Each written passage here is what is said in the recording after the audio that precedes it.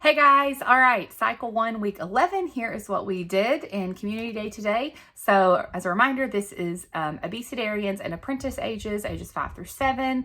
And everything that I share here will be linked to my blog, which is linked in the description box. So let's get into it. All right, for timeline, we did timeline bomb, which I have played with them before. I laminated and cut out these little bombs, and I make 3 of them. I stick them to the back of 3 of the cards.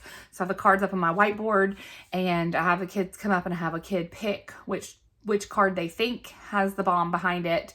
And then we sing through the song, and when we get to that card, a different child flips it over. And if it's a bomb, we say 3, 2, 1, explode. And if it's not, we just do it again. And the goal is to get through the timeline song however many times we need to without finding all 3 bombs. So they think it's fun. Then for math, this week was the cubes. And so what I did for math this week is I had these, I can't remember what these like linking cube things, I can't remember what they're called. But I just gave each kid a pile of cubes, and I had them stack them up while we listened to the song and see how many they could get stacked up. So I told them not to link them together, because then that's really easy, but to actually like not let them be linked, but let them stack up. So you could use little wooden cubes, sugar cubes, little centimeter cubes, like a variety of cubes. That's what I did. I had enough for every kid to have 12. I was hoping to have enough for everybody to have 15, since we have 15 different math facts. But 12 was plenty. For my age group, only a couple of them were able to get them stacked all the way each time through the song. So they had fun with it. So that was kind of something fun and different. We usually do some sort of exercising for math, but I thought with it being cubes, that was just an opportunity right there in front of me.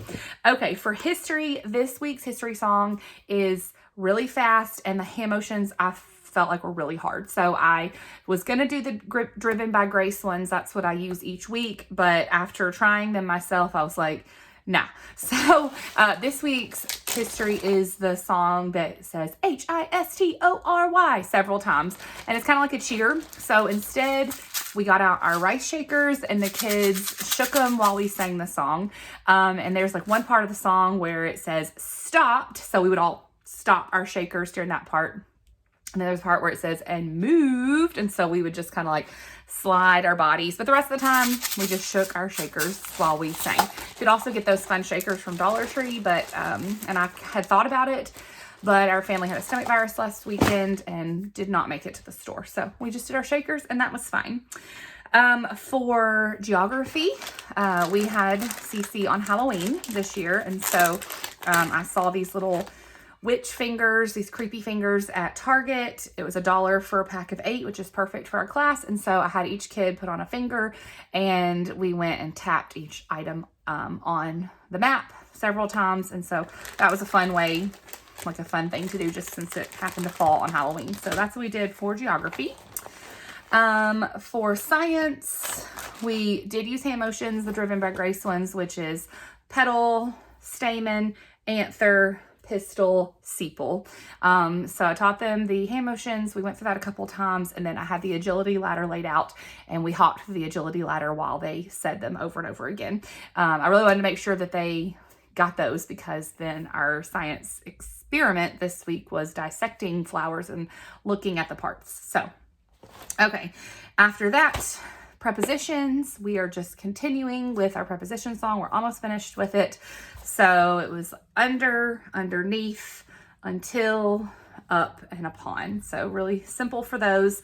We went through those several times, sang the song. And then for Latin, as we've been doing this semester, each time we introduce a new noun declension, since we started the fifth declension noun endings, we used our Latin lamb and lion. So I'll have a Latin lamb puppet, and the kids each have a Latin lion puppet. And you guys have seen these multiple other times, but they sing with theirs and I sing with mine. So really simple, nothing complicated this week. Science was really easy, since we just were looking at flowers, opening those up, looking at that. Nothing crazy or special. I was happy to move past dissecting animals and onto dissecting flowers. For fine arts, we did the note names, and we just kind of reviewed everything we talked about. I had the kids draw a staff, draw a treble clef, draw the time signature and the bar lines, and kind of reviewed all that. We've been doing that every single week. I use like some lesson plans I've found on CC Connected, as well as some YouTube videos that are really great here, and have all that linked to my blog post, so you can check those out. So when we talked about the note names, we used this rhyme: when a note is on a line, every good boy does fine. And when a note is on a space, it spells the word face.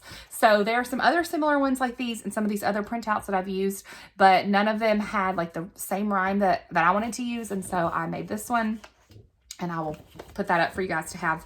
But we used this little rhyme. We did that a couple times, and I drew them on my staff that I'd already drawn on the whiteboard. And then I had them draw it on theirs. And then once we kind of introduced that, I had made these laminated notes like this and put magnets on the back, and they each had a letter on them. So I passed these out to the kids. I erased my staff, redrew it, and then I had them come up and place these on the correct spot on the staff. So on the correct line or the correct space. And so they really liked that. We did that, I think, maybe 3 times to help them practice figuring out which one goes where. So that was really fun.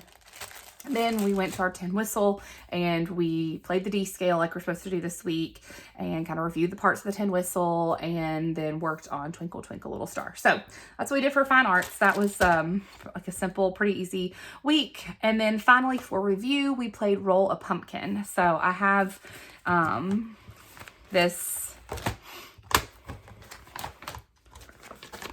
chart thing here that tells you for the first roll, that's what your pumpkins would look like. So what we did is we would ask a review question, they would answer it, and then every kid had a dice, and they would roll their dice. And if they rolled a 1, their pumpkin was square. If they rolled a 2, their pumpkin was oval, and so on. And so then I'd ask another question, they'd roll it again, and that would determine what the eyes were going to be of their pumpkin. So they'd all draw their eyes on, and then we'd roll it again, and that was the nose. And so we just kept going until they'd made their whole pumpkin. And we just did these on sheets of paper at their little tables.